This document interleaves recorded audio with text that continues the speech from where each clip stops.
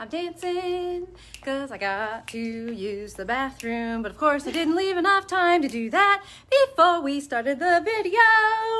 Hey everyone, welcome to our Wednesday lunch chat. It's a gorgeous day here in Hood River. Clouds are breaking up, it's muggy, it's gonna be warm. Unfortunately it rained all day yesterday, which was terrible news for the cherries. So send out a little prayer to the stem crack gods that the cherries didn't crack yesterday because it was not windy at all. So hi, glad to see everybody. Hi Nydia, hi Roberta. So Wednesday, I'm on my phone today because I think I'm gonna walk you around the store so you guys can see the heroic efforts of Miss Jillian, who put away almost 150 pounds of yarn yesterday. Not exaggerating. We got 4 giant, and by giant I mean they were like up to my boobs, boxes from Barocco. The total shipment was 156 pounds. And honestly, Jill got like 95% of it put away yesterday. And a lot of it was new stuff we had to create a space for, not just adding restock to existing spaces. So it truly was a heroic effort. So after we talk about a couple of things, I will make you all sick and dizzy and walk around with my phone and show you some of the new stuff that we got in. So first up, real quick, I'm gonna give you an update on my soundtrack shop sample. I can back up without running into anything. Body's done. I'm not tall enough. I can't get in. Anyway, here it is. And I'm on my sleeve. So I so love this. It's backwards. Here we go. Tried it on. Fits perfect. It's going to block out beautifully. The length is perfect. Just how I like it from my short little self with no torso. And so, yay. I just need to be a little bit more disciplined in sleeve knitting. Finish a task once you start it. Having a little problem staying on task with that. So, hi Kim, hi. Oh, Lynchburg, man, you guys are all the way across the country. So without further ado though, we're gonna invite Miss Jillian over and take a peek at her new sample that she just finished, which is the thing I told you guys about like 2 months ago. 2 months ago. And that is her Bellish sweater. So this is the sweater she made from the Bellish app. Maybe I'll tip that down a little bit. There we go. Yeah. Look how adorable this is. OMG. Okay, so she's got, let me bring it in and you stay put. A gorgeous texture right here. And raglan shaping. We did the crew neck style, so it's a kind of a pretty typical crew neckline. And we did a slightly cropped fit, which is just perfect on her, and the 3/4 sleeves. So how gorgeous is this? This is a sweater we created on that app I told you about for iPhones. I believe they're still working on the Android version. And we worked it up in Monos Milo, which was what I gave away last month with my little contest. We gave away 3 skeins of Milo, and that's what we used. 3 skeins. We used 3 skeins. And here's just a couple other fun Milo colors, you know, just to tempt y'all. Because how beautiful is this yarn? This is a wool linen blend, which is so unusual. 60-40? 60-40. 60% wool, 40% linen. So it's got a sheen, it's got drape. It's got shape memory because of the wool. And it was a fun knit too. Yeah. And I just love the little cropped fit and the 3/4 sleeves. And it's the really fit nice. is perfect. Yeah, you give us a little twirl. Yep, all perfect. Oh, such a good model. Oh. So I also just brought over here really quick one of my new little swatches I knit up out of Milo. Oh, you guys should feel this. It feels like it has silk in it. That linen comes off as a silk feeling. So just, you know, if you were curious, this yarn is called a sport weight technically, and it's 380 yards per 100 gram skein, so quite a good amount of yardage. So here up top, I'm on a US 3 and I'm getting 7 stitches to the inch right here. Right here, I'm on a 4, getting 6.5 stitches to the inch. Right here on a 5, 6.25, 6, 5 and, 5.5 stitches to the inch on a 6, and 5 stitches to the inch on a 7 down here, and the fabric on the 7 is still beautiful also. And was that a 5.5 stitch to the inch? Yes. So Jill did this at our second largest gauge right here, which was 5.5 stitches to the inch. So it's a really, really versatile yarn. I was on a 6, and it's actually 65-35. Oh, 65-35 on the breakdown. So 65% wool, 35% linen. So thank you. Great. Just really beautiful. There are tonal kettle dyed colors with a few that are more multi, just a few. This one, if you really look, you can see it is got some subtle shades of teal, green, etc. in here. So gorgeous. Thank you, Miss Jillian. So do you guys want to take a quick little tour? Let me flip her around. Okay, here we go. We're going to start off over here in the bulky land because we have this delicious new super chunky yarn from Barocco called Cocoa. And they sent us this gorgeous shawl.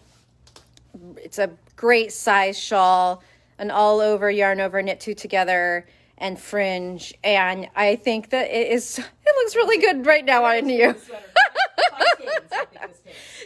Becca says, dang it, I just got here and Jill won't stand still long enough for me to see her sweater. This light's behind you, but we'll zoom in for you, Becca. Here is her sweater in Milo from the Bellish app.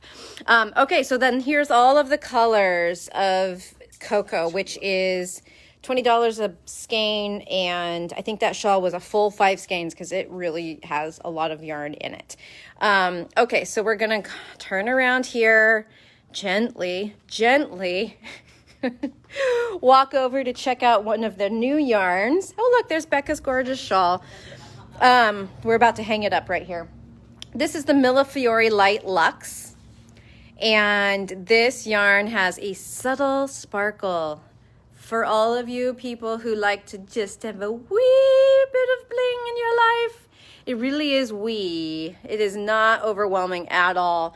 And this is a heavy fingering or light sport weight with 380 yards per ball and a recommended gauge of 6 stitches to the inch. And it is beautiful. So subtle color changing yarn here. This is our swatch. This is also really versatile at a wide range of needles. I think I went all the way from a 3 up to an 8 on that swatch. So really nice. And these yarns should be up on the website today or tomorrow. I'm working on getting the images added. Okay, here's Mochi. This is like a pile of clouds right here. This yarn right here. This is the yarn that, was it Amber? Somebody called a sausage yarn because it's a knitted tube with alpaca blown in, and it's soft, it's lightweight, and airy in its feel, not in its like holy stitches. And we've got this one all the way from an 8 up to a 10.5, and it goes all the way from 4 3/4 stitches to 3 stitches to the inch, which is really cool. So it kind of fits into that niche of a heavy worsted. Sometimes it's hard in the yarn world to find a good yarn that can do a 4 stitches to the inch gauge because a lot of worsteds are just a little too weak for that. So it comes in a wide range of colors. They're all kind of muted and pastel-y due to the way that the yarn is made. So that is Mochi. What am I forgetting? What's one? I've already forgotten what I intended to do here. Artesia. Oh, Artesia. Let's go check out Artesia. Oh, Sarah. I need to take my memory pills. What is it? Ginkgo Balboa helps you with your, I don't know. So here's Artesia, which is the first hand-dyed yarn that Barocco has released, which is really interesting being a commercial yarn company. So these are actually hand-dyed. This is mohair. It's a bulky mohair, and it's $30 a skein, and it's got, I think, 400 yards. And we have a swatch here where I've knitted it all the way from, I think, let's check, a US 7 right here at the top, all the way up to nice and open and airy on a US 11 at 3 stitches to the inch. So I am really intrigued. You guys, this whole pile is like this fluffy hug right here. It's sorry about the green tint, just the weird effect from the lighting and where I'm standing in the store. There's not a green tint to all these skeins. It's just with light is looking like that. So this is a really, really fun one. And with that amount of yardage, you could make a really cool bulky mohair sweater. And don't be misled by the word bulky. It's not like it's going to be a big, thick, bulky fabric when it's done. It's just mohair is such an individual beast that you have to give that fuzz that's attached to the little strands. This fuzz right here, you have to give it room to breathe in a knitted fabric. It just doesn't behave well when it's overly compressed. Like pushing it here with this size 7 needle, it really, it pushed back against that knitting a gauge that small. And you can just see where it wanted to create its own room in some of these wider stitches because all of that halo needs some room to breathe. And so even though it's light and airy and more gossamer at this gauge, it's more appropriate for the yarn because all of that fluff needs that room to expand.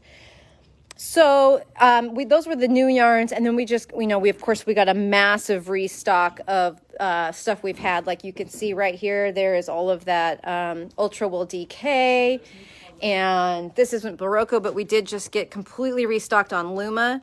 How beautiful is that? Oh, Luma, you have my heart. If you're not familiar with Luma, that is a really incredible yarn from the fiber company that is 50% wool, 25% organic cotton, 10% linen, and 15% linen, 10% silk.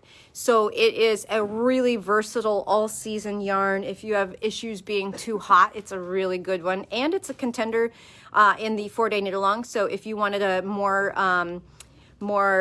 all-season fabric choice, Luma would be really good for that. So, and then Jill is working on the final frontier of all the yarn we got, which is the Barocco Ultra Wool getting restocked. So look at the floor.